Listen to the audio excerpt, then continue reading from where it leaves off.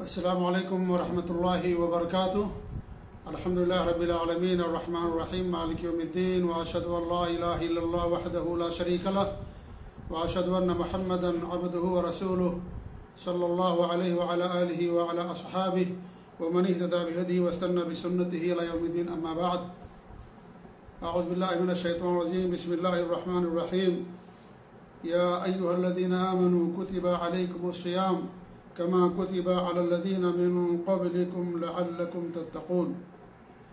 رب اشرح لي صدري ويسر لي أمري واحلل عقدة من لساني يفقهوا قولي، سبحانك لا علم لنا إلا ما علمتنا إنك أنت العليم الحكيم۔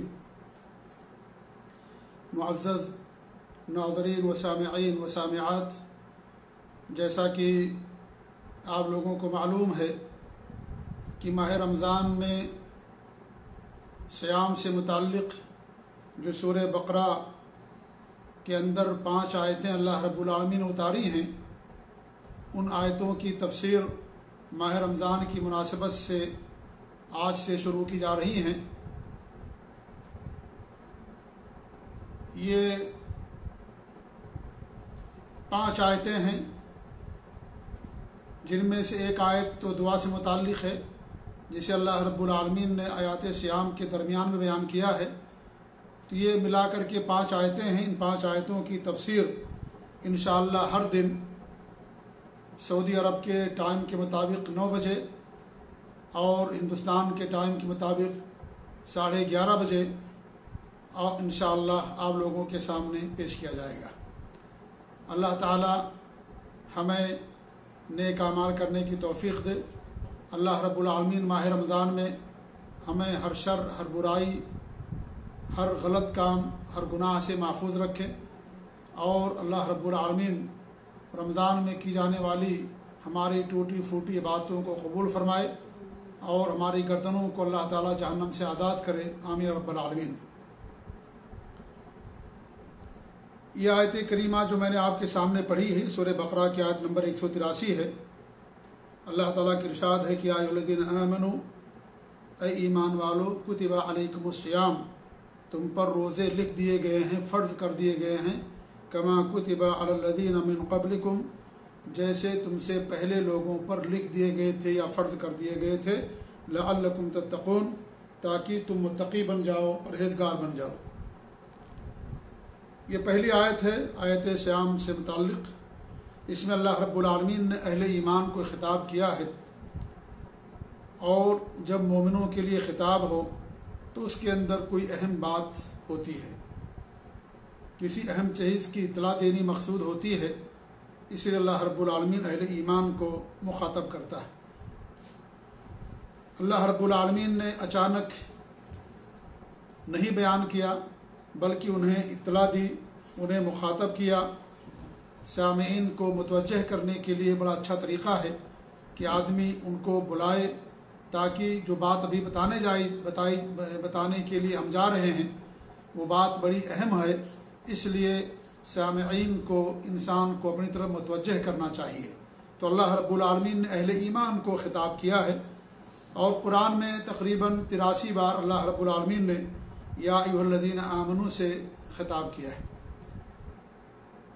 جب یا ایھا الذین آمنوا سے خطاب ہو تو اس میں صرف مومن داخل ہوتے ہیں، مسلمان داخل ہوتے ہیں، اور اس کے بعد اللہ رب العالمین کوئی ایسا حکم بیان کرتا ہے جو دین اسلام کا کوئی حکم ہوتا ہے، کوئی تکلیفی حکم ہوتا ہے، اسے اللہ تعالیٰ بیان کرتا ہے۔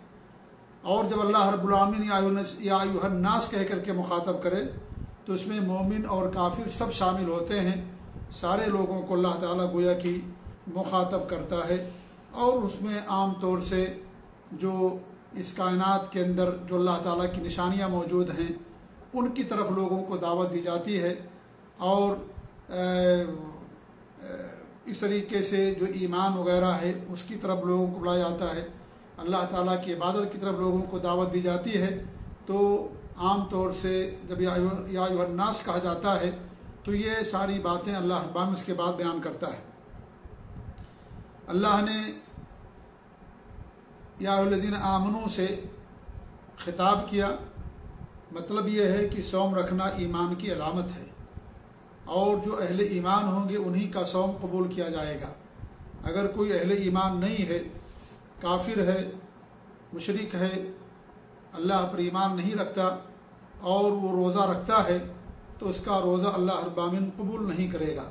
روزہ رکھنے کے لیے ایمان شرط ہے، اللہ پر ایمان شرط ہے، اور اس کی اور بھی شرطیں ہیں، مسلمان ہونا، عاقل ہونا، بالغ ہونا، اور اس طریقے سے مقیم ہونا، اور کوئی عذر کا نہ ہونا، کسی رکاوٹ کا نہ ہونا، یہ تمام شرطیں ہیں روزے کی فرضیت کے لیے۔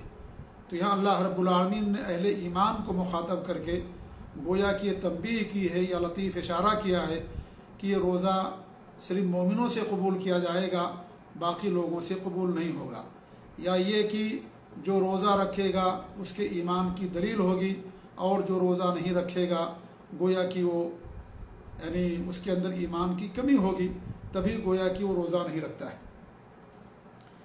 اللہ نے فرمایا کتب علیکم الصیام، تم پر روزے لکھ دیے گئے ہیں۔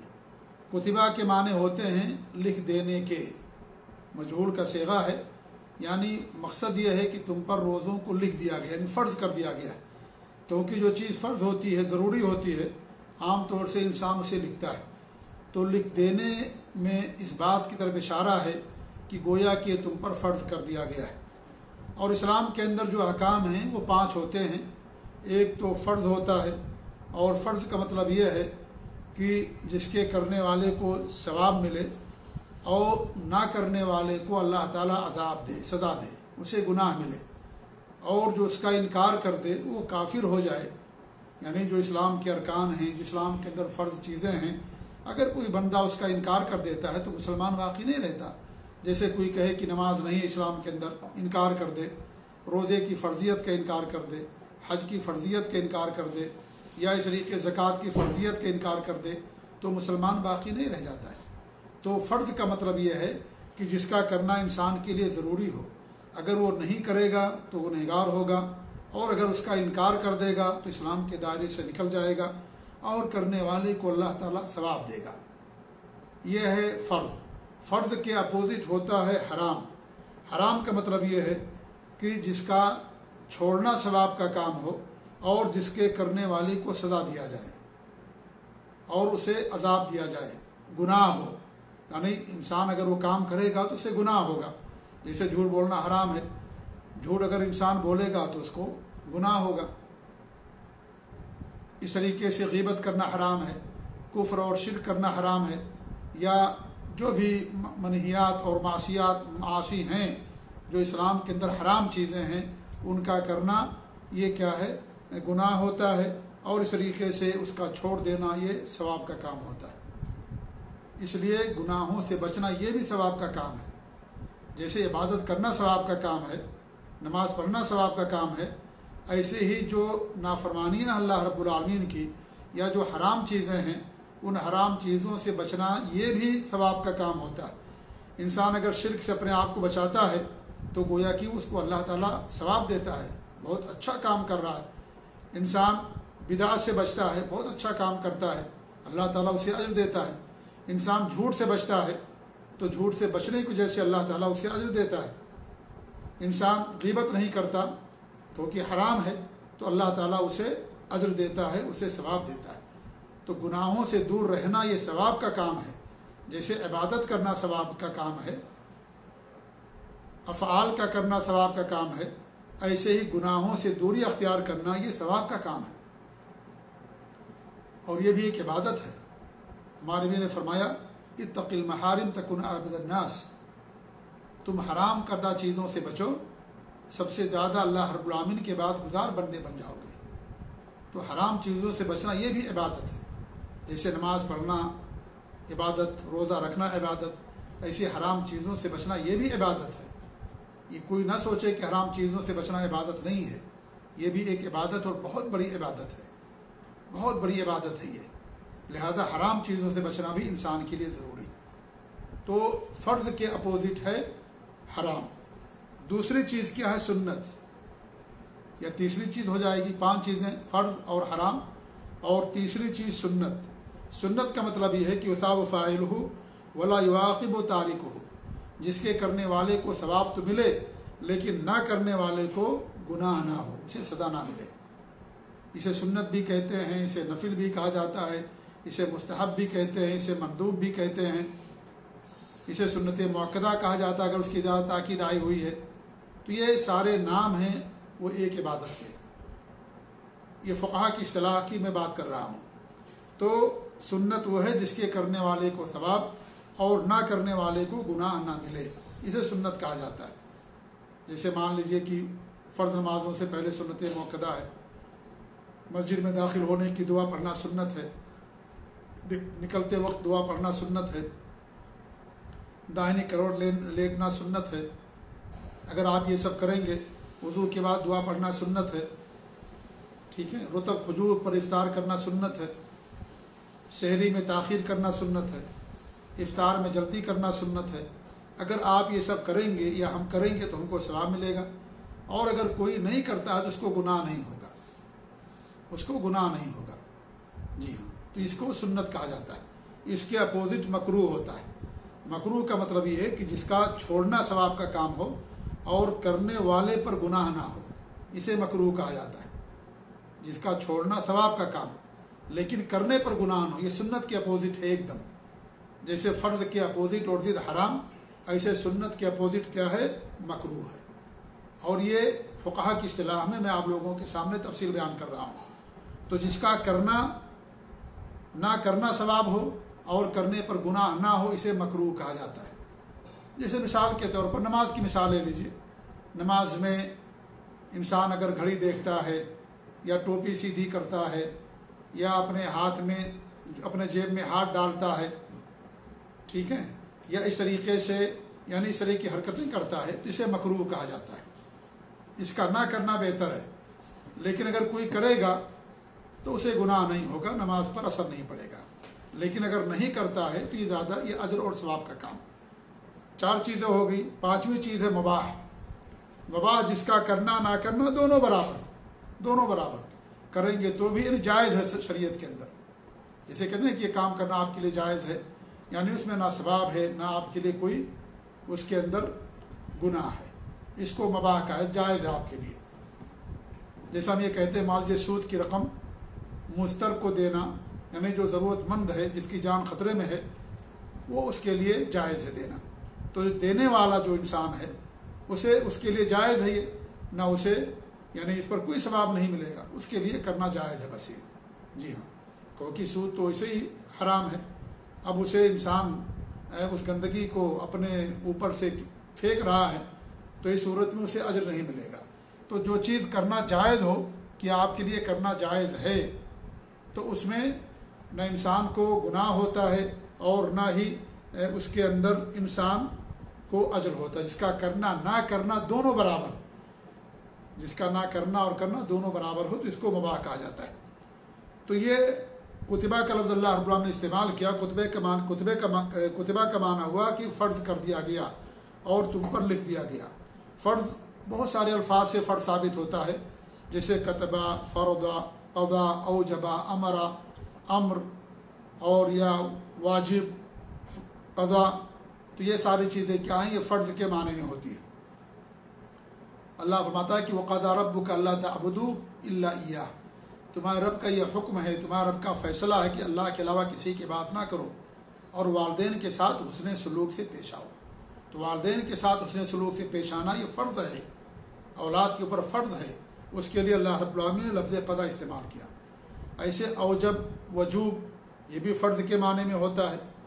امرا، حکم دینا، تو اگر کوئی قرینہ نہیں ہے جو اس کو فرض سے مندوب کی طرف لے جانے والا ہو تو جہاں بھی لفظ امر ہوگا وہ فرض کے معنی میں، واجب کے معنی میں استعمال ہوتا ہے۔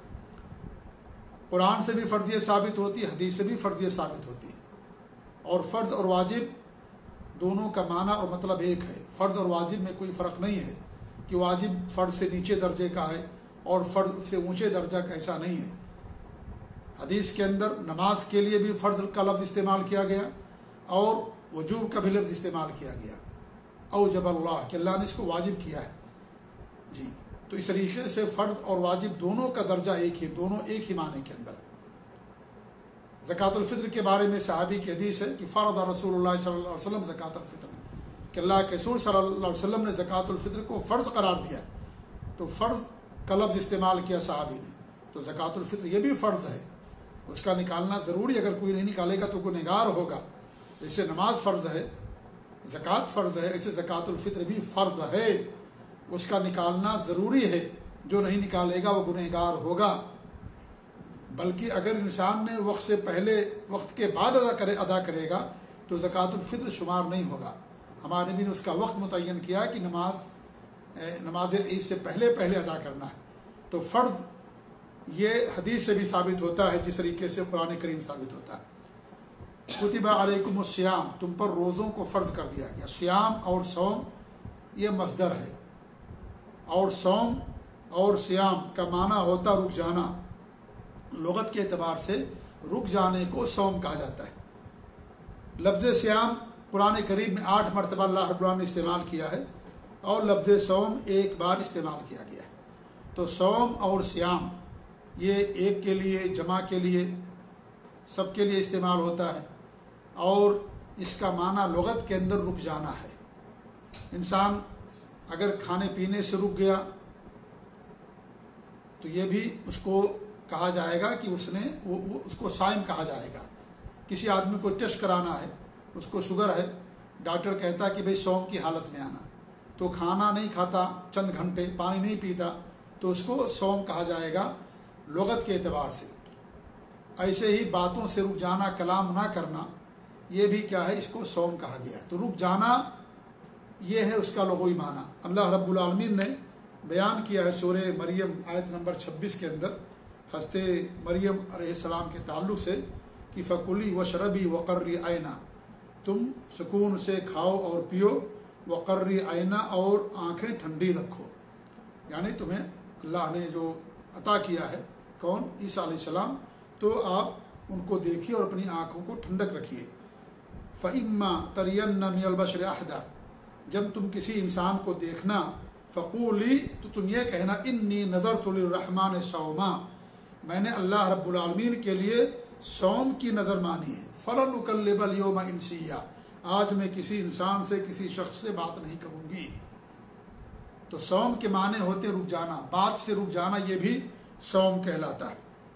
لیکن شریعت کے اندر لغوی معنی مراد نہیں ہوتا، لغوی معنی شریعت کے معنی کے اندر داخل ہوتا ہے، لیکن صرف لغوی معنی مراد نہیں ہوتا۔ اس لیے اگر کوئی آدمی کہے کہ میں بات نہیں کروں گا تو کیا ہم کہیں گے کہ وہ حقیقت میں وہ صائم ہے، روزے دار ہے؟ نہیں، اس کو صائم نہیں کہا جائے گا۔ لغت کے اعتبار سے کہہ سکتے ہیں۔ ایک آدمی ٹیسٹ کرانے کے لیے کھانا نہیں کھاتا، پانی نہیں پیتا، ڈاکٹر نے اس کو منع کر دیا ہے، یا اس کو آپریشن کروانا ہے، چند گھنٹوں کے لیے ڈاکٹر نے منع کر دیا ہے کہ آپ کھانا نہیں کھا سکتے، پانی نہیں پی سکتے، تو لغت کے اعتبار سے تو اس کو صائم کہا جائے گا، لیکن اسے شریعت کی اصطلاح میں اس کو صائم نہیں کہیں گے۔ اس لیے شریعت کی جو اصطلاح ہوتی ہے وہ مراد ہوتی ہے، اور اس کا اعتبار کیا جاتا ہے، لغت کا اعتبار اس کے اندر داخل ہوتا ہے، لیکن اعتبار شریعت کی اصطلاح کا ہوتا ہے، جو شرعی اصطلاح ہے اس کا اعتبار کیا جاتا ہے۔ اس لیے آپ دیکھیے صلاۃ کے جو لغوی معنی ہیں دعا کے ہیں۔ اب ایک آدمی کہے کہ میں نے دعا کر لیا تو کیا نماز اس کی ہو گئی؟ وہ نماز نہ پڑھے 5 وقت کی، بولے صلاۃ کا لغوی معنی دعا، لہذا میں نے دعا کر لیا، میں نے نماز پڑھ لی۔ ہم کہیں گے نہیں، تمہارا یہ عمل باطل ہے۔ یہ لغت میں دعا کہا جاتا ہے، شریعت کی اصطلاح میں نماز ایک ایسی عبادت ہے جو 5 مرتبہ اللہ رب العالمین نے فرض کیا ہے ہر عاقل اور بالغ پر، جس کی شروعات اللہ اکبر سے ہوتی ہے، اور السلام علیکم پر جس کا اختتام ہوتا ہے، اور جس کے لیے وضو شرط ہے، اور قبلے کی طرف رک کر کے انسان نماز پڑھتا ہے، قیام شرط ہوتا ہے، اس کے اندر رکن ہوتا ہے قیام، اور اس طریقے اس کا وقت اللہ نے متعین کیا ہے۔ دعا کا کوئی وقت نہیں، جب آپ دعا کریں دعا ہو جائے گی، لیکن نماز کے لیے باقاعدہ وقت ہے، اس سے پہلے انسان نماز نہیں پڑھ سکتا۔ ان الصلاۃ کانت علی المؤمنین کتابا موقوتا، تو لغت کا اعتبار الگ ہے اور شریعت کا اعتبار الگ ہے، اور جب شرعی اصطلاح ہوتی ہے تو شریعت کا اصطلاح مراد ہوتا ہے، اور اس کے اندر لغوی معنی داخل ہوتا ہے۔ اس لیے دیکھیے نماز کے اندر دعا ہی دعا ہے، انسان دعا ہی کرتا ہے، سجدے میں دعا، رکوع میں دعا، دو سجدوں کے درمیان بیٹھتا ہے دعا کرتا ہے، رکوع میں دعا، تشہد میں دعا، یہ ساری کی ساری دعائیں ہی ہیں، نماز کے بعد دعائیں کرتا ہے، تو اس لیے اسے صلاح کہا گیا۔ ورنہ جو صلاح مراد ہے وہ جو انسان 5 وقت خالص اللہ رب العالمین کی عبادت کے لیے نماز پڑھتا، اللہ اکبر شروع کرتا، السلام علیکم پر ختم کرتا، اس کو نماز کہا جاتا ہے۔ ایسے ہی بہت ساری اصطلاحات ہیں، آپ ایسے ہی مثالوں سے سمجھ سکتے ہیں۔ حج ہے، مان لیجیے، حج کے معنی ہوتے ہیں قصد کرنے کے، زیارت کرنے کے، اسے حج کہا جاتا ہے لغت کے اعتبار سے۔ اب کوئی آدمی کہیں گیا کسی کی زیارت کے لیے تو اسے لغت کے اعتبار سے حج کہا جا سکتا ہے۔ یا خانہ کعبہ کی زیارت کے لیے گیا، وہ حج کے لیے نہیں گیا، خانہ کعبہ کی زیارت کیا، طواف کیا اور خانہ کعبہ کی زیارت ہوگی، تو اس کو حج نہیں کہا جائے گا۔ حج وہ ہے جو اللہ رب العالمین نے اسلام کا جو 5واں رکن ہے، صحاب استطاعت پر اللہ نے فرض کیا زندگی میں ایک بار، اور جو اعمال ہیں اور اس کے لیے باقاعدہ وقت مخصوص ہے، انہی دنوں میں اوقات میں آدمی جا کر کے حج کرتا ہے۔ تو اس طریقے سے آپ تمام اصطلاحات پر قیاس کر سکتے ہیں۔ تو شریعت کے اندر شرعی اصطلاح مراد ہوتا ہے، اور لغوی اصطلاح وہ شرعی اصطلاح کے اندر داخل ہوتا ہے، لیکن صرف لغوی اصطلاح مراد نہیں ہوتا ہے۔ تو صوم کیا ہے حقیقت میں؟ صوم شریعت میں اللہ کی عبادت کی نیت سے صبح صادق سے لے کر کے سورج کے غروب ہونے تک ان چیزوں سے رک جانے کا نام صوم ہے جس سے انسان کا روزہ ٹوٹ جاتا ہے۔ یہ اصل صوم ہے۔ وقت ہے صبح صادق سے لے کر کے سورج کے غروب ہونے تک، اور کچھ چیزیں ایسی ہیں شریعت کے اندر جس سے انسان کا روزہ ٹوٹ جاتا ہے۔ اگر انسان ان چیزوں کا ارتکاب کرے گا تو اس کا روزہ ٹوٹ جائے گا، روزہ گویا کہ اسے نہیں رہا۔ یہاں جو انسان کھانے پینے سے کچھ دیر کے لیے رکتا ہے، اسے ٹیسٹ کرانا ہے، تو اس کا وہ اللہ کے بعد کی نیت سے نہیں رکتا ہے، وہ تو اپنے علاج کے لیے ٹیسٹ کرانے کی نیت سے رکتا ہے، اس لیے اس کو روزہ نہیں کہا جائے گا۔ یا کوئی انسان رات میں روزہ رکھ لے، اس کو روزہ نہیں کہا جائے گا۔ روزہ صبح صادق سے لے کر کے جب فجر کی اذان ہوتی ہے اس وقت سے لے کر کے سورج کے غروب ہونے تک صوم توڑ دینے والی تمام چیزوں سے رک جانے کا نام کیا ہے؟ صوم ہے۔ تو یہ صوم کی شرعی اصطلاح۔ اور 2 طرح کی مفطرات ہوتی ہیں، ایک مفطرات ظاہری ہیں اور ایک معنوی ہیں۔ ایک انسان ظاہری مفطرات سے، یعنی ان چیزوں سے جو روزے کو ظاہر میں توڑ دینے والی ہیں، ان چیزوں سے اگر انسان دوری اختیار کرتا ہے تو وہ روزے دار اسے کہا جائے گا، اور انہیں کہیں گے کہ فرض اس کا ادا ہو گیا، اور وہ بھی ضروری ہے، کیونکہ ظاہر بھی ضروری ہے اور باطن بھی ضروری ہے۔ اور ایک دوسرا مفطرات ہے جسے معنوی مفطرات کہا جاتا ہے، تو اس سے بھی انسان کا دوری اختیار کرنا ضروری ہے تاکہ اس کا روزہ حقیقت میں صحیح معنوں میں اس کا روزہ۔ جو ظاہری مفطرات ہیں وہ کیا ہیں؟ عمدن جان بوجھ کر کے کھانا کھانا، پانی پینا، یا اس طریقے سے جان بوجھ کر کے قے کرنا، جان بوجھ کر کے جمع اور بستری کرنا، یا عورت کا حیض یا نفاس کا خون آ جانا، یہ ظاہری مفطرات ہے جس سے روزہ ٹوٹ جاتا ہے۔ اس سے بچنا تو ضروری ہی ہے، اگر انسان اس سے بچے گا نہیں تو روزہ نہیں اس کا ہوگا۔ یہ ظاہری چیزیں ہیں اور اسلام کے اندر ظاہر ہی پر حکم لگتا ہے، لہذا اس سے بچنا تو ضروری ہی ہے، لیکن اس کے ساتھ ساتھ جو معنوی مفطرات ہیں ان سے بھی انسان کا بچنا بےحد ضروری ہے۔ بہت سارے علماء کہتے تھے کہ جو انسان اگر غیبت کرتا ہے تو اس کا روزہ ٹوٹ جاتا ہے۔ امام اوزاعی رحمۃ اللہ علیہ اس بات کے قائل تھے کہ غیبت روزے کو توڑ دیتی ہے اور اس کو اس کے بدلے قضا کرنا ہے۔ امام ابن حزم رحمۃ اللہ علیہ کا بھی کہنا تھا کہ ہر معصیت، ہر نافرمانی روزے کو باطل کر دیتی ہے، روزے کو توڑ دیتی ہے، گویا کہ اس نے روزہ رکھا ہی نہیں۔ آپ اسے اندازہ لگا سکتے ہیں کہ جو معنوی مفطرات ہیں ان سے بچنا ہمارے لیے کتنا ضروری، بہت زیادہ ضروری کہ انسان معنوی مفطرات سے بھی بچے۔ اگر کوئی انسان ظاہری مفطرات سے، ظاہری توڑ دینے والی چیزوں سے بچتا ہے تو ہم کہیں کہ اس نے روزہ رکھا اور جو اللہ نے فرض کر دیا ادا ہو گیا، لیکن وہ اگر معنوی چیزوں سے نہیں بچتا ہے تو اس کے روزے کے اندر خلل ہوتا ہے، نقص ہوتا ہے، روزے کے اندر کمی ہوتی ہے۔ اگر ہم یہ نہ کہیں کہ اس کا روزہ باطل ہے، نہیں کہا جائے گا، اور جنہوں نے کہا کہ روزہ اس کا باطل ہو جائے گا معنوی جو مفترات ہیں ان کے کرنے سے ان کا قول صحیح نہیں ہے، ان کا قول باطل ہے، صحیح نہیں ہے ان کا قول۔ صحیح قول یہ ہے کہ اس سے انسان کا روزہ ہوگا لیکن نقص ہوگا، کمی ہوگی روزے کے اندر۔ جیسے نماز ہے، مان لیجیے نماز کے بارے میں اللہ فرماتا ہے کہ نماز فحش باتوں سے، منکر باتوں سے روکتی ہے۔ ایک انسان نماز پڑھتا ہے لیکن ان باتوں سے نہیں رکتا ہے، ان اعمال سے یا ان گناہوں سے نہیں رکتا ہے، تو اس کا مطلب کیا ہوا؟ اس کا مطلب یہ ہوا کہ وہ نماز کا پڑھنا چھوڑ دے۔ کہ یہ کہیں گے اسے نماز نہیں پڑھا؟ نہیں، نماز پڑھے گا وہ۔ ہم ظاہر کے مکلف ہیں اور نماز پڑھنا اس کے لیے ضروری ہے، نماز پڑھے گا وہ، لیکن اس کے اجر کے اندر کمی ہوگی، نقص کے اجر میں نقص ہوگا۔ گویا کہ اس طریقے سے نماز نہیں پڑھتا جس طریقے شریعت میں نماز پڑھنے کا حکم دیا گیا، تبھی وہ نماز اس کو برائیوں سے نہیں روک پاتی ہے۔ اگر اس طریقے سے پڑھتا جس طریقے سے اللہ رب العالمین کا حکم ہے، خشوع و خضوع کے ساتھ، یہ سوچ کر کے کہ اور یہ شعور کر کے کہ اللہ تعالیٰ ہم کو دیکھ رہا ہے، اللہ تعالیٰ ہمارا حساب لے گا، اللہ کے سامنے ہم کھڑے ہیں، اور اگر ہم کچھ کریں گے تو اللہ تعالیٰ ہم سے ناراض ہوگا، اللہ ہمارے ہر عمل سے باخبر اور آگاہ ہے۔ اگر اس نیت سے انسان نماز پڑھے گا تو اسی صورت میں اس کے نماز کے اندر خشوع و خضوع آئے گا اور وہ برائیوں کو، فحش باتوں کو، منکر باتوں کو چھوڑے گا۔ یہ ضروری ہے ہمارے لیے۔ لیکن اگر مان لیجئے کسی انسان کے اندر چیز پیدا نہیں ہوتی ہے تو ایسا نہیں کہ اس کو نماز نہیں پڑھنا، اسے نماز پڑھنا۔ انشاءاللہ دھیرے دھیرے اللہ رب العالمین اسے توفیق دے گا اور اس طریقے سے ان تمام چیزوں کے انشاءاللہ العزیز وہ چھوڑ دے گا۔ تو اسلام کے اندر ظاہر پر حکم لگتا ہے کہ انسان ظاہر کا پابند ہے، لیکن انسان اگر ان چیزوں کو بھی، مانوی چیزوں کو چھوڑ دیتا ہے تو بہت ہی اچھی بات الحمدللہ۔ اسی لیے مانوی چیزوں پر انسان کو بھی دھیان دینا چاہیے، یہ بہت ضروری ہے ہمارے لیے۔ یہ تو اللہ تعالیٰ کا کرم ہے کہ ان چیزوں سے ہمارا روزہ نہیں ٹوٹتا، ورنہ میں سمجھتا ہوں کہ بہت کم لوگ ہوتے جن کا روزہ قبول ہوتا یا جن کا روزہ صحیح ہوتا۔ اس لیے یہ روزہ جو اللہ نے فرض کیا ہے ظاہر اور باطن دونوں کی اصلاح کے لیے، اس لیے باطن کی اصلاح بھی ہمارے لیے ضروری ہے۔ اللہ رب العالمین نے فرماتا ہے، یہ اللہ کے رسول صلی اللہ علیہ وسلم کی حدیث ہے کہ من لم يدع قول الزور والعمل به والجهل فليس لله حاجة في ان يدع طعامه وشرابه۔ جو انسان زور کو نہیں چھوڑتا ہے، زور کا مطلب کیا؟ حرام قول کو زور کہا جاتا ہے۔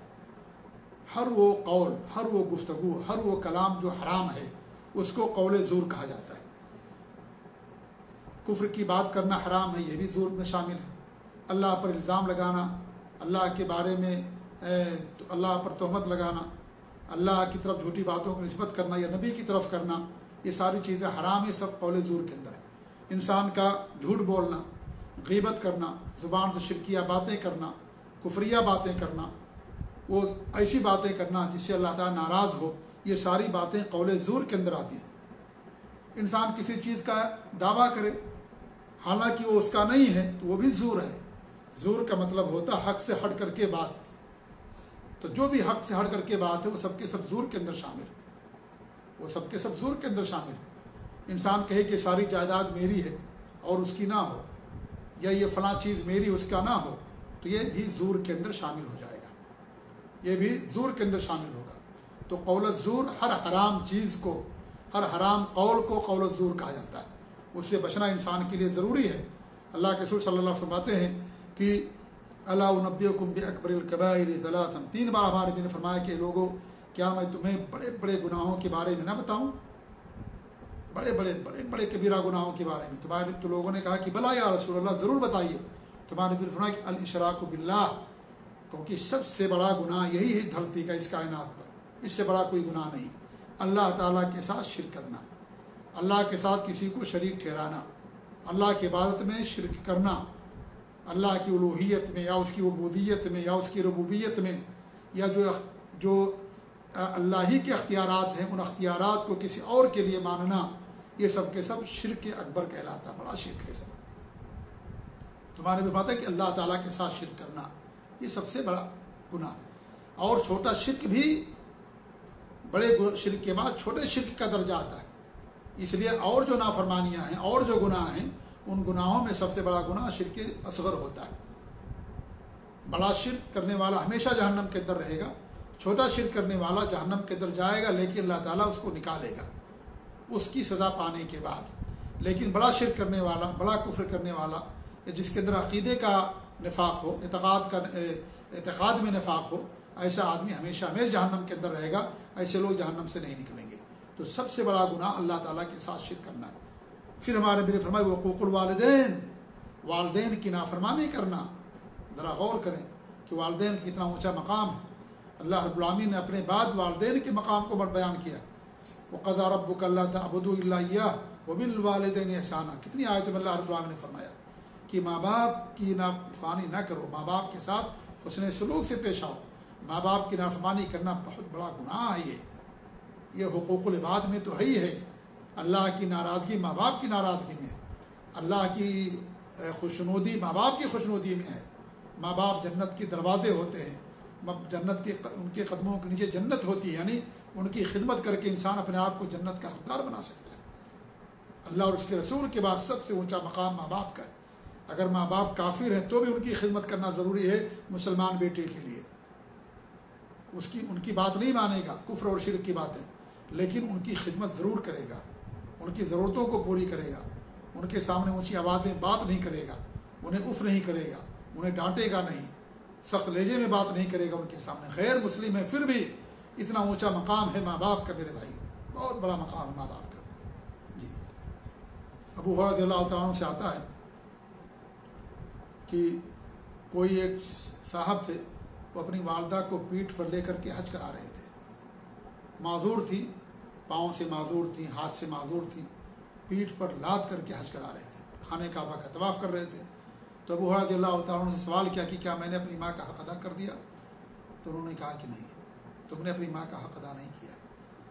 تم نے تو چند دنوں کے لیے اپنی پیٹھ پر اس کو اپنی ماں کو اٹھایا ہے، تمہاری ماں تو 9 مہینے تک تمہارا بوجھ برداشت کرتی رہی، تمہیں اٹھا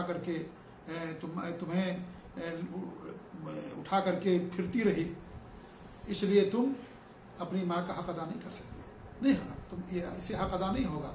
اتنا اونچا مقام ہے ماں کا، اور شریعت میں باپ کے مقابلے ماں کا مقام 3 گنا زیادہ ہے، کیونکہ 3 کام ماں ایسا کرتی جو باپ نہیں کرتا ہے۔ ماں بچے کو 9 مہینہ پیٹ کے اندر رکھتی ہے، ماں بچے کو جنم دیتی ہے، اور ماں بچے کو دودھ پلاتی ہے۔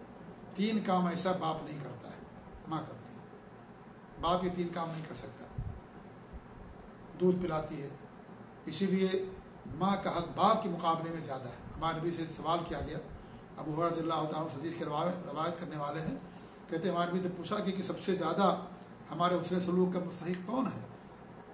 تو ہمارے نبی نے فرمایا کہ تمہاری ماں۔ پھر پوچھا کون؟ کہا پھر تمہاری ماں۔ پھر پوچھا کون؟ کہا پھر تمہاری ماں۔ ان 3 کام کی بنا پر، کیونکہ 3 کام ایسا جو باپ نہیں کر سکتا ہے۔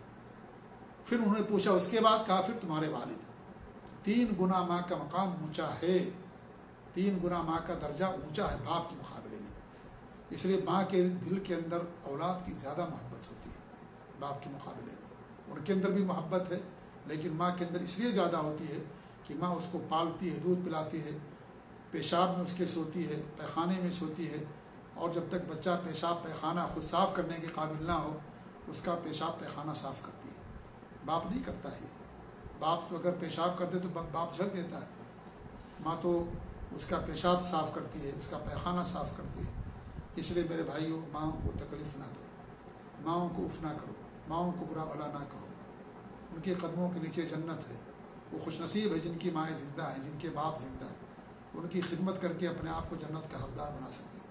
ہمارے نبی نے حج ہی رمضان کے تعلق سے فرمایا تھا کہ 3 لوگوں کے بارے میں کہ ان کی ناک خاک آلود ہو، ان کی ناک خاک آلود ہو، ان کی ناک خاک آلود ہو، یعنی وہ برباد ہو جائیں، تباہ ہو جائیں۔ صحابہ کرام نے پوچھا کون؟ ہمارے نبی نے فرمایا کہ جسے رمضان کا مہینہ ملے اور اپنے گناہوں کو معاف نہ کروا سکے، وہ انسان برباد ہو جائے۔ دوسرا وہ جس کے سامنے میرا نام لیا جائے اور ہمارے اوپر درود نہ پڑھے۔ ہمارے نبی کا نام آئے محمد تو ہمیں صلی اللہ علیہ وسلم پڑھنا ہے۔ احمد نام آئے، محمد نام آئے، صلی اللہ علیہ وسلم پڑھنا ہے۔ انگوٹھا نہیں چومنا، کچھ لوگ انگوٹھا چومتے ہیں، یہ غلط ہے۔ ہمارے نبی کی سنت صلی اللہ علیہ وسلم میں درود شریف پڑھنا ہے۔ تیسری بات ہمارے نبی نے فرمائی کہ جو ماں باپ کو بڑھاپے میں پائے اور ان کی خدمت کر کے اپنے آپ کو جنت کا مستحق نہ بنا سکے، اس آدمی کے لیے بھی تباہی اور بربادی ہے۔ تو میرے بھائیوں، ماں باپ کا بڑا اونچا مقام ہے شریعت کے اندر۔ اللہ اور اس کے رسول کے بعد انہی کا مقام و مرتبہ ہے۔ تو ہمارے نبی نے فرمایا کہ بڑے گناہوں میں دوسرا ماں باپ کی نافرمانی کرنا، ماں باپ کی بات نہ ماننا۔ جی ہاں، آج جو ماں باپ کی نافرمانی کرتے ہیں کہ ان کی اولاد بھی ان کے ساتھ وہی کرے گی۔ اس لیے سے لوگوں کو سوچنا چاہیے، غور کرنا چاہیے، کیونکہ وہ بھی شادی کریں گے، ان کی بھی اولاد ہوگی۔ اگر آپ ماں باپ کا خیال رکھیں گے تو آپ کی اولاد بھی آپ کا خیال رکھے گی۔ جو بو گے وہی کاٹو گے۔ ایسا نہیں ہے کہ آپ زمین پہ بوئیں کھجور اور اس کے اندر سیب کا پھل آئے، نہیں ایسا ہوتا ہے۔ یا گندم بوئیں تو اس کے اندر جو پیدا ہو، ایسا نہیں ہوتا ہے۔ جو آپ بوئیں گے وہی کاٹیں گے۔ لہذا اگر ہم چاہتے ہیں کہ ہمارے اولاد ہمارے ساتھ حسن سلوک سے پیش آئے، ہمارا بڑھاپے میں ہمارے وہ سہارا بن سکے اللہ تعالیٰ کی بات، تو ہمیں چاہیے کہ اپنے ماں باپ کی خدمت کریں۔ ماں باپ میرے بھائیوں اولاد کی کب تک خدمت کرتے ہیں؟ جب تک اولاد بالغ نہیں ہو جاتی۔ اور اولاد ماں باپ کی کتنے دنوں تک خدمت کرتے ہیں؟ زیادہ نہیں کرتے ہیں، کیونکہ الحمدللہ وہ اپنا کام کرنے کے قابل رہتے ہیں۔ چند مہینے اگر ماں باپ بستر پر چلے جائیں تو اولاد پناہ مانگنے لگتی ہے۔ اور جب کہ ماں باپ بچے کو کس طریقے سے پالتے ہیں، اسے چلنا سکھاتے ہیں انگلی پکڑ کر کے، اور کس طریقے سے اسے پالتے ہیں پوستے ہیں، بیمار ہوتا ہے تو بچوں زیادہ ان کو تکلیف ہوتی ہے، ان کے لیے دواؤں کا اہتمام کرتے ہیں، رات بھر نہیں سوتے۔ بچہ اگر نہ سوئے تو اولاد ماں باپ بھی نہیں سوتے۔ اس قدر ماں باپ کا حق ہے میرے بھائی، کتنی قربانیاں دے کر کے ماں باپ نے پالا پوسا ہے۔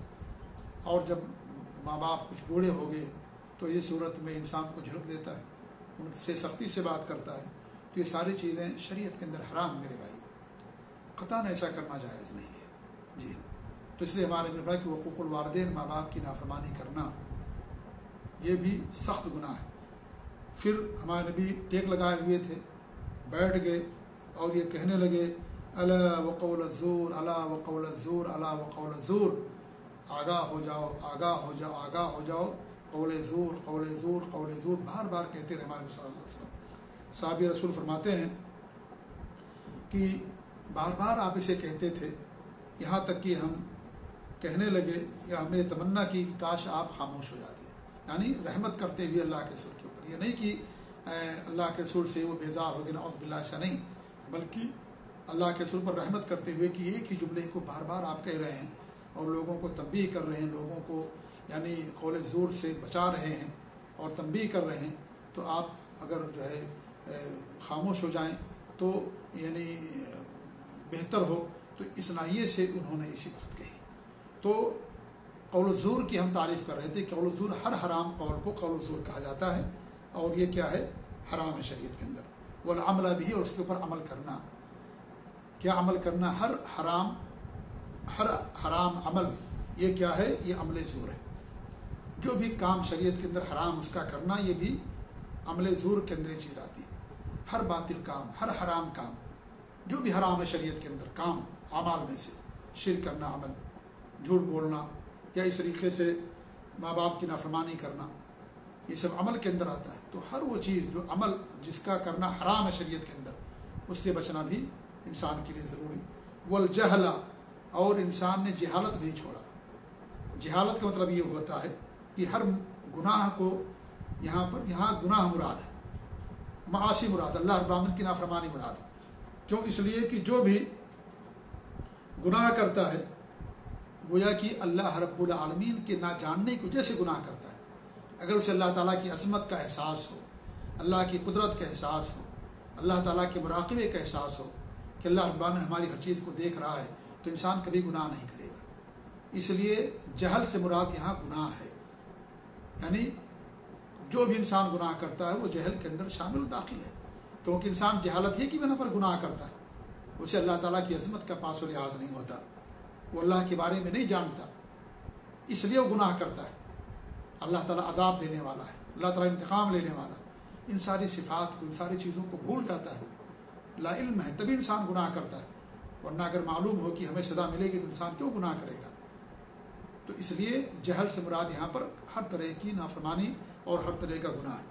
عبداللہ بن عباس رضی اللہ عنہ فرماتے ہیں کہ من عمل السوء فهو جاہل، جس نے گناہ کیا وہ جاہل ہے، من جہالت ہی عمل السوء، اس نے جہالت کی بنا پر یہ گناہ کا کام کیا، جہالت کی بنا پر اس نے گناہ کا کام کیا۔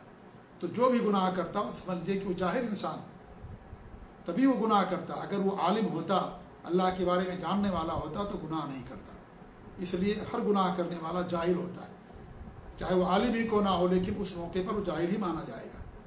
اگر اسے علم ہے اس کے بعد گناہ کرتا تو اور بڑا وبال ہے کہ علم اس کے لیے وبال جان ہے, گویا کہ اس علم نے اس کے اندر تقویٰ نہیں پیدا کیا, خشیت نہیں پیدا کی, کہ اور اس کے لیے وبال جان ہے. ایک انسان لا علمی میں کرتا ہے, جہالت میں کرتا ہے, اور ایک انسان جان بوجھ کر کے کرتا ہے. اس لیے دونوں کے اندر فرق ہوتا ہے. تو ہمارے نبی فرماتے ہیں کہ من لم یدع قول الزور, جو حرام کام کو نہ چھوڑے, حرام باتوں کو نہ چھوڑے, حرام یعنی محرم قول کو نہ چھوڑے جو حرام ہیں, والعمل بھی, اور حرام عمل کو نہ چھوڑے, والجہل, اور گناہوں کو نہ چھوڑے, فلیس للہ حاجہ فی ان یدع طعامہ وشرابہ, تو اللہ رب العالمین کو کوئی حاجت نہیں ہے کہ وہ کھانے پینے کو چھوڑ دے. کوئی ضرورت نہیں کہ انسان کھانے پینے کو چھوڑ. اس لیے جو معنوی مفطرات ہیں, جو معنوی توڑ دینے والی چیزیں یا اجر کے اندر کم کر دینے والی چیزیں ہیں, ان سے بچنا بھی ہمارے لیے بہت ضروری ہے میرے بھائیو. اللہ کے رسول صلی اللہ علیہ وسلم کی حدیث ہے, کیا فرماتے ہیں, رب صائم حظہ من صیام الجوع والعطش, کتنے ایسے روزے دار ہیں جن کے روزے کا فائدہ صرف کیا ہے, صرف بھوک اور پیاس ہے بس, اور اس کے علاوہ انہیں کوئی چیز نہیں ملتی. ورب قائم حظہ من قیام السحر, اور کتنے ایسے قیام اللیل پڑھنے والے ہیں جنہیں سحر یعنی جاگنے کے علاوہ کچھ نہیں ملتا. کیوں؟ اس لیے کہ انہوں نے ریاکاری کے لیے قیام اللیل کیا, یا یہ کہ انہوں نے اللہ کے لیے نماز نہیں پڑھی, یا اللہ کے لیے انہوں نے روزہ نہیں رکھا, بھوکے پیاسے دکھاوے کے لیے ریا کے طور پر, یا روزہ رکھ کر کے وہ غیبت کرتے ہیں, چغلخوری کرتے ہیں, جھوٹ بولتے ہیں, ہر حرام کام کرتے ہیں, ہر حرام عمل کرتے ہیں, ہر گناہ کرتے ہیں. تو کیا فائدہ ایسا روزہ رکھنے سے؟ روزہ رکھنے کا مقصد یہ نہیں ہے, اس کو بھوک اور پیاس کے سوا کوئی چیز اس کو نہیں ملے گی.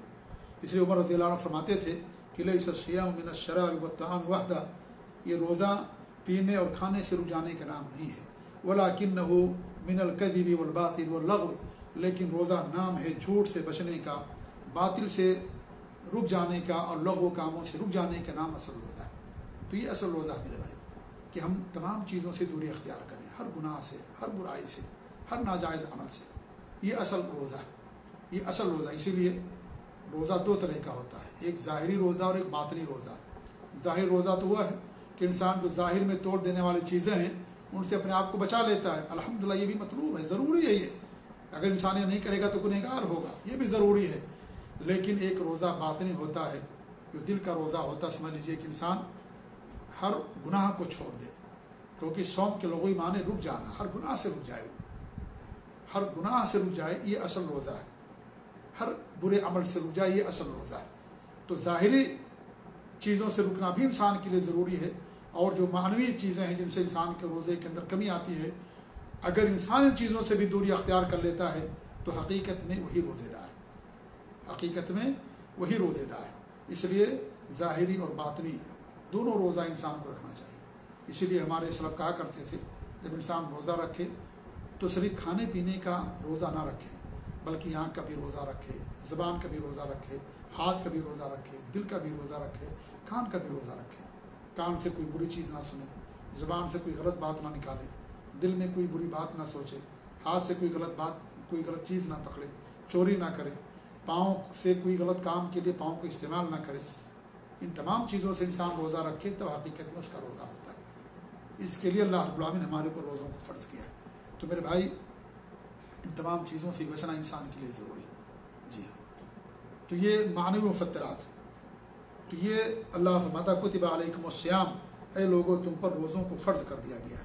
یہ روزے میرے بھائیوں اسلام کا چوتھا رکن ہے. اس کی فرضیت قرآن سے بھی ثابت ہے اور حدیث سے بھی ثابت ہے. اور قرآن میں ہی آیت ہے جو اللہ رب العالمین نے بیان فرمایا, اور آگے بھی آیت آئے گی فمن شہد منکم الشہر فلیصمہ, کہ جو رمضان کا مہینہ پائے وہ روزہ رکھے. روزہ میرے بھائی اس کے بہت سارے فائدے ہیں. ایک فائدہ تو یہ ہے کہ انسان کا دل اور اس کا نفس پاک ہوتا ہے. جیسے زکوٰۃ دینے سے مال پاک ہوتا ہے, ایسی روزہ رکھنے سے انسان کا نفس اور اس کا دل پاک ہوتا ہے, پاکیزگی اس کے دل کے اندر آتی ہے. دوسری چیز یہ ہے کہ اخلاق انسان کے بلند ہوتے ہیں. انسان روزہ رکھتا ہے, اس کے اخلاق, اس کے عادات, اس کے معاملات بلند ہوتے ہیں, کیونکہ وہ غیبت سے، چغل خوری سے، ہر برے کام سے دوری اختیار کرتا ہے تو اخلاق کے اندر اس کی بلندی پیدا ہوتی ہے۔ تیسرا فائدہ یہ ہے کہ جو انسان روزہ رکھتا ہے وہ شیطان کے چالوں کو کمزور کر دیتا ہے، اور شیطان ایسے آدمی کے اوپر اٹیک نہیں کر پاتا۔ شیطان ایسے آدمی کو وسوسہ نہیں دے سکتا، گناہوں میں ملوث نہیں کر سکتا ہے جو انسان روزہ رکھتا ہے۔ شیطان کی چال اس آدمی پر نہیں چلتی ہے، شیطان کی چال جو ہے اس آدمی کے اوپر نہیں چلتی ہے جو آدمی روزہ رکھتا ہے حقیقت میں، صحیح معنوں میں۔ نمبر 4، روزہ شہوتوں کو توڑ دیتا ہے، اور جب شہوت ٹوٹ جاتی ہے تو انسان کے اندر گناہ کا جذبہ کم ہو جاتا ہے، انسان کے اندر نیکی کا جذبہ زیادہ پیدا ہوتا ہے۔ اس لیے ہمارے نبی نے نوجوانوں کو کہا، اے نوجوانوں، جو تم میں سے شادی کی طاقت رکھتا ہو وہ شادی کر لے، اور اگر طاقت نہ ہو تو روزہ رکھے، کیونکہ روزہ شہوتوں کو توڑ دیتا ہے، روزہ شہوتوں کو توڑ دیتا ہے۔ صحیح بخاری اور صحیح مسلم کی روایت۔ اور ایک حدیث میں ہمارے نبی نے فرمایا، الصوم جنہ، روزہ ڈھال ہے، یہ سجن بہ العبد، وہ بندہ اس کے ذریعے سے اپنے آپ کو جہنم سے بچاتا ہے۔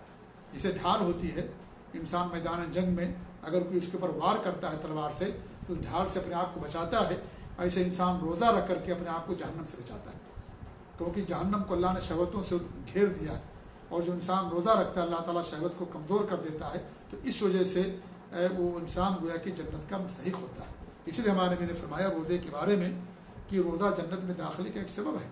حضرت وہ امام الباہلی رضی اللہ تعالیٰ عنہ نبی کے پاس تشریف لائے اور کہا کہ مجھے ایسا عمل بتائیے جو ہمیں جنت میں داخل کر دے، تو ہمارے نبی نے فرمایا، علیک بالصوم، تم روزہ رکھو، فإنہ لا مثل اللہ، کیونکہ روزہ جیسی کوئی عبادت نہیں ہے۔ بہت ساری عبادات ہیں، لیکن آپ نے ان کو روزے کی طرف ترغیب دلائی، تو روزہ جنت میں لے جانے کا ذریعہ اور سبب ہے۔ روزہ قیامت کے دن سفارش بھی کرے گا، جیسے قرآن سفارش کرے گا قیامت کے دن۔ روزے داروں کے اللہ رب العالمین نے دروازہ بنایا ہے جس کا نام ہے باب الریان، اس سے وہی لوگ داخل ہو گئے جو اللہ کی عبادت کے لیے خالص لوجہ اللہ کے لیے روزہ رکھتے ہیں، ایسے لوگ اس دروازے سے داخل ہوں گے۔ روزے دار کی منہ کی بو اللہ تعالیٰ کے نزدیک مجھ کو عنبر سے زیادہ پاکیزہ ہوتی ہے۔ روزے دار کو اللہ رب العالمین بے حساب اجر دیتا ہے، کیونکہ روزہ انسان صبر کرتا ہے روزے کے اندر۔ حافظ ابن رجب الحنبلی رحمۃ اللہ علیہ نے بیان کیا ہے کہ سب سے افضل صبر روزہ ہے، کیونکہ صبر کی 3 قسمیں ہیں اور تینوں قسمیں روزے کے اندر پائی جاتی ہیں۔ صبر کی ایک قسم کیا ہے؟ اللہ کے اطاعت پر ٹکے رہنا، قائم رہنا، اللہ رب العالمین کی اطاعت پر قائم رہنا، یہ ایک صبر ہے۔ انسان روزہ رکھتا ہے، اللہ تعالیٰ کی عبادت پر قائم رہتا ہے، اس لیے اس کو یہ قسم اس کے اندر پائی گئی۔ دوسری قسم صبر کی ہے کہ اللہ کی معاصی سے دوری اختیار کرنا، رک جانا۔ تو انسان جو روزہ رکھتا ہے اللہ کی نافرمانیوں سے دوری اختیار کرتا ہے، گناہوں سے بچتا ہے، تو یہ بھی صبر کی قسم پائی گئی۔ تیسری چیز یہ ہے کہ اللہ تعالیٰ کی جو اقدار ہیں، مقدر چیزیں ہیں، ان پر وہ صبر کرتا ہے۔ جیسے روزہ انسان رکھتا ہے، اس کو بھوک لگتی ہے، پیاس لگتی ہے، تو انسان اس پر صبر کرتا ہے، تو اللہ رب العالمین کیا ہے، اسے اجر دیتا ہے۔ تو یہ تینوں چیزیں روزے کے اندر پائی جاتی ہیں، اس لیے روزہ یہ صبر کی بہت بڑی مثال ہے۔ اور حافظ ابن رجب حنبلی رحمۃ اللہ علیہ نے سب سے افضل صبر صوم کو قرار دیا ہے۔ تو میرے بھائیوں، روزہ دار کو اللہ رب العالمین بے حساب اجر دیتا ہے۔ اس لیے اللہ نے فرمایا، انما یوفی الصابرون اجرهم بغیر حساب، کہ جو روزے دار ہیں، جو صبر کرنے والے ہیں، اللہ تعالیٰ انہیں بے حساب اجر دیتا ہے، بے حساب اجر دیتا ہے۔ یہ صبر کرنے والوں کو بے حساب اجر دیتا ہے، چونکہ روزے دار صبر کرتا ہے اللہ تعالیٰ اسے بھی بے حساب اجر دیتا ہے۔ روزے دار کا کتنا اجر ملے گا یہ متعین نہیں ہے، یہ اللہ تعالیٰ کے اوپر جتنا چاہے اتنا دے گا۔ فإن الصوم لي وأنا أجزي به، اللہ کا فرمان، روزہ میرے لیے بندہ رکھتا ہے اور میں اس کی بدلہ دوں گا، اس کا بدلہ دوں گا، میں اس کا انعام دوں گا۔ اور اللہ رب العالمین کتنا انعام دے گا انسان سوچ بھی نہیں سکتا، کیونکہ سب سے زیادہ دینے والا اللہ رب العالمین ہے۔ اس لیے اللہ تعالیٰ بے حساب اجر دے گا روزہ رکھنے والوں کے لیے۔ تو روزہ ہمارا ایسا ہونا چاہیے میرے بھائیوں کہ ہم ظاہری چیزیں جن سے انسان کا روزہ ٹوٹ جاتا ہے ان چیزوں سے بھی اپنے آپ کو بچائیں، اور ان چیزوں سے بچائیں جو معنوی چیزیں ہیں جن سے روزہ کے اندر کمی ہوتی ہے۔ روزے پہلے بھی تھے، اور اللہ کے رسول صلی اللہ علیہ وسلم مکے کے اندر بھی روزہ رکھا کرتے تھے، عاشورہ کا روزہ رکھا کرتے تھے، لیکن بعد میں جب روزہ فرض ہو گیا تو عاشورہ کا روزہ مصنون قرار پایا۔ تو روزہ یعنی زمانہ جاہلیت کے اندر بھی روزہ رکھا کرتے تھے، کیونکہ روزہ ایسی عبادت ہے جو اللہ رب العالمین نے سابقہ امتوں میں فرض کیا تھا۔ اللہ فرماتا ہے یا الذین آمنوا کتب علیکم الصیام کما کتب علی الذین من قبلکم، جیسے کہ تم سے پہلے لوگوں پر فرض کیا گیا تھا روزہ۔ تو یہ روزہ صرف اس امت کی خصوصیت نہیں ہے بلکہ سابقہ امتوں کو بھی اللہ نے روزہ دیا تھا، اور اسلام کے جو بھی ارکان ہیں وہ سابقہ امتوں کو بھی ملے تھے، جو بھی ایمان کے ارکان ہیں سابقہ امتوں کے اندر بھی چیزیں تھیں، کیونکہ دین سب کا ہے کہ شریعت کے اندر کچھ اختلاف ہوتا تھا، لیکن جو اسلام کی بنیادی چیزیں ہیں، ایمان کی بنیادی چیزیں ہیں، ان چیزوں کے اندر کوئی اختلاف نہیں ہوتا تھا۔ تو یہ روزہ اللہ رب العالمین نے سابقہ امتوں پر بھی فرض کیا تھا۔ یہاں پر فرضیت سے تشبیہ دینا مراد، عدد میں کیفیت میں تشبیہ دینا مراد نہیں ہے۔ مطلب یہ کہنے کا ہے کہ ان پر کتنے روزے فرض تھے ہمیں نہیں معلوم، ان کے روزہ رکھنے کا طریقہ کیا تھا ہم کو نہیں معلوم، کب سے کب تک روزہ رکھتے تھے ہم کو نہیں معلوم، کن چیزوں سے ان کا روزہ ٹوٹ جاتا تھا، کن چیزوں سے دوری اختیار کرنا ان کے لیے ضروری ہوتا تھا، یہ تمام تفصیلات قرآن اور حدیث کے اندر نہیں آئی۔ یہاں پر مطلب سے بھی کہنے کا ہے کہ جیسے سابقہ امتوں پر روزے فرض کیے گئے تھے ایسے تم پر بھی فرض کر دیے گئے، تو فرضیت کے اندر تشبیہ دینا جو ہے یہاں پر مراد۔ اور سابقہ امتوں کو بیان کر کے اللہ رب العالمین نے اس عبادت کی اہمیت کو اجاگر کیا کہ یہ عبادت اتنی اہم ہے کہ اللہ رب العالمین نے ہر امت کو دیا ہے، ہر امت کو اللہ رب العالمین نے عبادت دی، لہذا بہت اہم عبادت ہے۔ دوسرا مقصد یہ ہے کہ امت پر آسانی کرنا چاہتا اللہ رب العالمین، یعنی امت یہ نہ سوچے کہ بھائی یہ روزہ صرف میرے لیے ہمارے لیے ہے، نہیں، اللہ نے تم سے پہلے اور بھی امتوں کو دیا ہے تاکہ ہمارے اندر حوصلہ ہو، تاکہ ہم یہ کہیں کہ بھائی روزہ تو آسان ہے، پہلے بھی لوگ رکھتے تھے، ہم بھی رکھ رہے ہیں الحمدللہ، اس میں کون سی مشکل کی بات ہے۔ یہ نہ انسان سوچے کہ بہت مشکل ہے، پہلے نہیں تھا صرف ہمارے لیے، تو انسان جب پہلی بار کوئی کام کرتا ہے تو اس کے لیے مشکل ہوتا ہے، لیکن جب کوئی یہ چیز چلی آ رہی ہے، سابقہ امتوں پر بھی روزے فرض تھے، تو انسان کے اندر جذبہ اور حوصلہ پیدا ہوتا ہے یہ سوچ کر کے کہ بھائی صرف ہمارے لیے نہیں، پہلے بھی یہ روزہ فرض تھا، لوگ کرتے تھے۔ اور تیسرا جو مقصد ہے وہ یہ ہے کہ ہم اس عمل کو مضبوطی کے ساتھ تھام لیں، سستی نہ کریں اور پابندی کریں اور روزے کا اہتمام کریں۔ اللہ نے فرمایا لعلکم تتقون، روزے کا مقصد اللہ نے بیان کیا تاکہ تم تقوی اختیار، تمہارے اندر تقوی پیدا، یہ اصل روزے کا مقصد ہے۔ اور روزہ کا اصل لغوی معنی ہم نے بتایا رک جانا، انسان معاصی سے رک جائے، یہی روزے کی اصل ہے۔ تو تقوی کے لیے اللہ رب العالمین نے روزہ فرض کیا، کسی اور مقصد کے لیے نہیں فرض کیا، تقوی۔ اور اگر تقوی ہمارے اندر پیدا ہو گیا تو پھر بھائیو انسان کامیاب ہو گیا۔ تقوی کا مطلب یہ ہے کہ انسان اپنے اور اللہ کے درمیان، اللہ کے عذاب کے درمیان کوئی آڑ بنا لے، اس کو تقوی کہا جاتا ہے۔ یہ تقوی ہے، اپنے اور اللہ تعالیٰ کے عذاب جہنم کے درمیان آڑ بنا لینا۔ آڑ یعنی آڑ کا مطلب یہ ہے کہ وہ اعمال کرنا جس کے ذریعے سے انسان اپنے آپ کو جہنم سے بچا لے جائے، اور جہنم سے بچا لینا یہی سب سے بڑی کامیابی ہے۔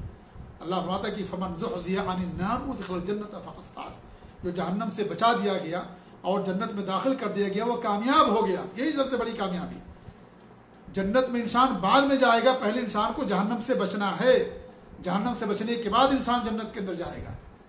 ہر انسان کو پرسرات سے گزرنا، پرسرات جہنم کے اوپر، اگر جہنم سے اپنے آپ کو بچا لیا تو پھر جنت ملے گی، لہذا پہلے اپنے آپ کو جہنم سے بچانا۔ تو جہنم سے بچا لینا کیسے بچائیں گے؟ آڑ پیدا کرنا ہمیں، کیسے آڑ پیدا کریں گے؟ اللہ نے جو حکم دیا اس پر عمل کر کے، اور جو منع کر دیا اس سے دوری اختیار کر کے۔ اللہ نے، اس کے رسول نے جو حکم دیا اس پر عمل کر کے، اللہ اور اس کے رسول نے جن چیزوں سے منع کیا ہے ان تمام چیزوں سے دوری اختیار کر کے انسان اپنے لیے ایک آڑ بنا لیتا ہے اور اس سے اپنے آپ کو جہنم سے بچا لیتا ہے۔ تو یہ ہے اصل تقوی، کہ انسان وقایا، آڑ بنا لے جہنم سے اپنے آپ کو۔ اللہ کے رسول حدیث اتقوا النار ولو بشق تمرہ، اپنے آپ کو جہنم سے آڑ بنا لو، بچا لو، اگرچہ اللہ کی راہ میں ایک معمولی کھجور یا کھجور کا آدھا ٹکڑا ہی کیوں نہ خرچ کرنا کر کے، اس سے انسان اپنے آپ کو جہنم سے بچاتا ہے۔ شرک نہ کرے انسان، کفر نہ کرے، اللہ اور اس کے رسول کے حکم پر عمل کرے، اور ہر حرام چیزوں سے انسان اپنے آپ کو دوری رکھے، یہی اصل تقوی ہے میرے بھائیو۔ حضرت ابو ہریرہ رضی اللہ تعالیٰ عنہ سے پوچھا گیا کہ تقوی کیا ہے، تو ان سے جس نے سوال کیا تو ان سے انہوں نے خود پوچھا کیا تم نے کبھی ایسے راستے پر چلا ہے جہاں پر کانٹے ہوں؟ اس نے کہا کہ ہاں۔ کہا کیسے چلتے تھے تم؟ کہا جب کانٹا آتا تھا تو میں کانٹے سے اپنے آپ کو بچاتا تھا اور اپنا دامن اٹھا کر کے اس جگہ کو پار کر جاتا تھا۔ تو حضرت ابو ہریرہ نے فرمایا یہی تقوی ہے، یہی تقوی ہے، یعنی گناہوں سے اپنے آپ کو بچا لے جاؤ، جیسے راستے میں کانٹوں سے بچاتے ہو، تکلیف دہ چیزوں سے بچاتے ہو اپنے آپ کو، ایسی وہ چیز جو انسان کو ہمیشہ تکلیف دینے والی ہے جہنم کے اندر، اس سے اپنے آپ کو بچا لو، گناہوں سے بچا لو، یہی تقوی ہے۔ حضرت علی رضی اللہ تعالیٰ عنہ سے لوگوں نے پوچھا تقویٰ کے بارے میں، تو انہوں نے فرمایا کہ التقویٰ الخوف من الجلیل، اللہ تعالیٰ کا خوف۔ الجلیل اللہ کے ناموں میں سے ایک نام ہے، اللہ تعالیٰ کا خوف دل کے اندر۔ والعمل بالتنزیل، اور جو نازل کیا گیا اس کے اوپر عمل کرنا۔ تنزیل کیا ہے؟ قرآن اور حدیث دونوں اللہ رب العالمین نے نازل کیا ہے۔ صرف قرآن اللہ نے نازل نہیں کیا ہے، اللہ نے قرآن اور حدیث دونوں نازل کیا۔ اللہ نے دین کو نازل کیا، اور دین قرآن و سنت کا نام، قرآن اور حدیث کا نام دین ہے۔ وہی اللہ نے نازل فرمائی، وہی کتاب و سنت دونوں کا نام، دونوں وہی ہیں، قرآن بھی اور سنت بھی۔ جسے قرآن نازل ہوتا تھا ایسے سنتیں بھی اللہ تعالیٰ اتارتا تھا۔ ہمارے نبی کی نبوت کی شروعات ہی سنت سے ہوئی ہے، اور ہمارے نبی کی شروعات کیا نام ہے وفات بھی سنت پر ہوئی ہے، آپ کے الفاظ پر ہوئی، اللہ پر رفیق الاعلیٰ، اس پر ہمارے نبی کی روح قبض کی گئی۔ اس سے سنت کی اہمیت کا اندازہ ہوتا ہے کہ سنت کے بغیر انسان دین پر عمل نہیں کر سکتا، سنت کے بغیر دین ناقص ہے، دین نامکمل ہے، اور سنت کے بغیر انسان دین پر عمل کر ہی نہیں سکتا، ایک لمحے کے لیے بھی عمل نہیں کر سکتا، ایک سیکنڈ زندگی نہیں گزار سکتا سنت کے بغیر انسان۔ دونوں اللہ رب العالمین کی طرف سے، تو تنزیل میں دونوں چیزیں شامل، دونوں اللہ نے نازل فرمائے، دونوں کا اللہ رب العالمین نے حکم دیا، اللہ کے اطاعت کرو، نبی کے اطاعت کرو، اور ہمارے نبی نے جو دیا ہے اللہ فرماتا ہے وما آتاکم رسول فخذوہ، جو رسول تم کو دیں اسے لے لو، اور جسے منع کریں اس سے رک جاؤ۔ وما ينطق عن الهوى إن هو إلا وحی یوحیٰ، ہمارے نبی کی زبان سے نکلا ہوا لفظ وحی ہے، لہذا تنزیل قرآن و حدیث دونوں تنزیل ہیں، دونوں نازل ہوئی اللہ رب العالمین کی طرف سے۔ والقناعۃ بالقلیل، اور کم پر قناعت کر جاؤ، اللہ نے جو دیا اس پر قناعت کرو، قناعت کرو اس کے اوپر، یہ نہیں کہ حرام طریقہ اپنا لو کمانے کے لیے، مال کے لیے نہیں، اللہ نے جو دیا اس پر قناعت کرو، صبر کرو۔ اگر حلال طریقہ اپناؤ گے، قناعت کرو گے، اللہ تعالیٰ اور دے گا۔ والاستعداد لیوم الرحیل، اور تیاری کرو قیامت کے لیے، سفر کرنا ہے، ہمیشہ رہنے کے لیے نہیں آئے، مسافر ہیں، ہماری اور آپ کی زندگی پوری دنیا مسافر ہیں، پوری دنیا کے اندر رہنے والے لوگ۔ جیسے کوئی مسافر ہوتا ہے کسی ایئرپورٹ پر، کسی ریلوے اسٹیشن پر رکتا ہے تو چند گھنٹے کے لیے رکتا ہے، چند منٹوں کے لیے رکتا ہے، ہمیشہ کے لیے وہاں نہیں رکتا۔ جب ٹائم ہوتا ٹرین کا، جہاز کا، پھر سفر کرتا، پھر چلا جاتا۔ تو دنیا ہمارے لیے مسافر کی طریقے سے، ہم دنیا کے اندر مسافر ہیں۔ ہمارے نبی نے فرمایا کہ دنیا اس مسافر کے طریقے سے ہے جو کسی درخت کے سائے کے نیچے آرام کرتا ہے، پھر اپنے سفر پر روانہ ہو جاتا ہے۔ تو یہ زندگی ایک سفر ہے میرے بھائی، سفر ہے یہ دنیا دارالعمل ہے۔ اگر ہم نے عمل کر لیا آخرت کے لیے تو کامیاب ہو جائیں گے۔ آخرت میں جانے کے بعد انسان کچھ نہیں کر سکتا، یہ دنیا کو دارالعمل اللہ رب العالمین نے بنایا۔ تو علی رضی اللہ عنہ فرماتے ہیں کہ اب والاستعداد لیوم الرحیل، قیامت کے دن کے لیے، سفر کے لیے تیاری کرنا، تیاری یہاں کرنا ہے، آخرت میں تو بدلہ ملے گا، آخرت میں تیاری کرنے کا موقع نہیں ملے گا، تیاری یہی کرنا آپ کو۔ بچہ امتحان دیتا ہے، طلبہ امتحان دیتے ہیں، امتحان ہال میں بیٹھنے سے پہلے تیاری کا وقت ہے، امتحان ہال میں بیٹھ گئے وہ تیاری وہاں نہیں کر سکتے، ختم ہو گیا تیاری کا وقت، کیونکہ امتحان ہال میں بیٹھ چکے ہیں، ان سے کتابیں لے لی جاتی ہیں، کچھ نہیں، موبائل لے لیے جاتے ہیں، کوئی چیز انسان لے کر کے نہیں جاتا سوائے قلم کے۔ اب تیاری کے وقت ختم۔ ایسی دنیا یہ تیاری کے لیے اللہ نے بنایا ہے، دارالعمل ہے۔ اللہ نے اس لیے زندگی اور موت پیدا کی تاکہ یہ جانے ہمیں کون اچھے زیادہ عمل کرنے والا۔ اس لیے ہمیں چاہیے کہ ہم خالصاً اللہ کی عبادت کریں، ہر حرام چیز سے دوری اختیار کریں، تقوی اختیار کریں۔ اگر ہم نے روزہ رکھا اور تقوی نہیں پیدا ہوا تو اس کا مطلب یہ ہے کہ ہم نے حقیقت میں روزہ نہیں رکھا۔ روزہ یہ عادت کا نام نہیں ہے کہ عبادت ہے، خالص اللہ کے لیے عبادت کرنا اور ان تمام چیزوں دوری اختیار کرنا جو معصیت و نافرمانی ہے، تب جا کر کے انسان صحیح معنوں میں حقیقت میں اللہ رب العالمین کے روزہ رکھنے والا ہوگا۔ یہ پہلی آیت کی تفسیر تھی۔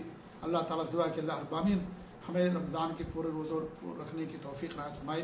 اللہ تعالیٰ ہمارے اندر اخلاص پیدا کرے، تقوی پیدا کرے۔ اللہ رب العالمین ہر گناہ سے، ہر شر سے، ہر برائی سے ہم سب کو محفوظ رکھے، آمین۔ وجزاکم اللہ خیر، وصلی اللہ علی محمد وعلی آلہ وصحبہ اجمعین۔